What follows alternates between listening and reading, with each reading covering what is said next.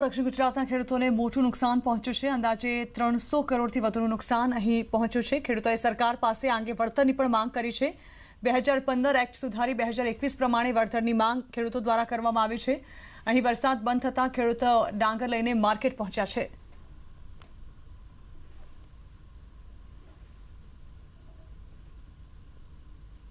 અરબી સમુદ્રમાં ઊભું થયેલું તાવતે વાવાઝોડું તો દરિયામાં સમાઈ ગયું, પણ આ વાવાઝોડાને લઈને ગુજરાતના ખેડૂતોને મોટા પ્રમાણમાં નુકસાન છે। ત્યારે દક્ષિણ ગુજરાતમાં ડાંગરના પાકને સૌથી વધુ નુકસાન સામે આવ્યું છે।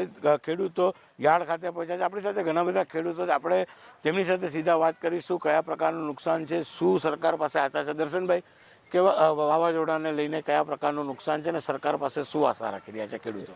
ખાસ કરીને સુરત જિલ્લામાં 14,577 હેક્ટરમાં ડાંગર હોય, શેરડી હોય, શાકભાજી હોય અને બાગાયતી જે પાકો છે, કેરી છે, ચીકુ છે અને શાકભાજીના માંડવાઓ, આમાં મોટા પ્રમાણમાં નુકસાન થયું છે। એમાં ખાસ કરીને દરિયાકાંઠાનો જે વિસ્તાર આવેલો છે, 84 તાલુકો અને ઉલપાડ તાલુકો, એમાં વધારે વધારે મોટા પ્રમાણમાં નુકસાન થયું છે। ડાંગરો આજે પણ 70% ડાંગર આજે ખેડૂતોના ખેતરમાં ઉભેલું છે। સરકાર પાસે અમે વિનંતી કરીએ છીએ કે જે નીતિ છે કે હેક્ટરે જે પૈસા આપવાને 2 હેક્ટરથી વધુ નુકસાનના વળતર આપી નથી શકતા અને એની જે રકમ છે એ રકમ નાની છે।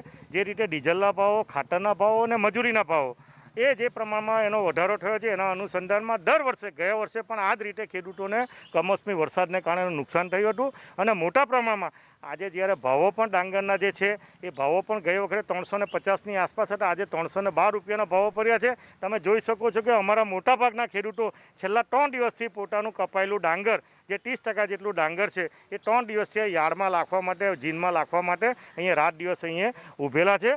અમે સરકારને વિનંતી કરીએ છીએ કે ખેડૂતો હંમેશા જ્યારે કુદરતી આપત્તિ હોય ત્યારે વારંવાર આખા શહેરને, જિલ્લાને, આખા ભારત દેશના લોકોને જીવાડવાનું કામ એ શાકભાજી હોય, દૂધ હોય કે તમામ રીતે એની જીડીપીમાં પણ વધારે મદદરૂપ જો કોઈ થતો હોય તો ખેડૂત કરે છે। તો અમે સરકારને વિનંતી કરીએ છીએ કે તમે માયબાપ તરીકે આ ખેડૂતોને સારામાં સારું વળતર આપો। એ અમારી આ કમોસમી જે વાવાઝોડાના નુકસાનને કારણે છે એનું સર્વે કરાવીને તાત્કાલિક અસરથી સારામાં સારું વળતર મળે।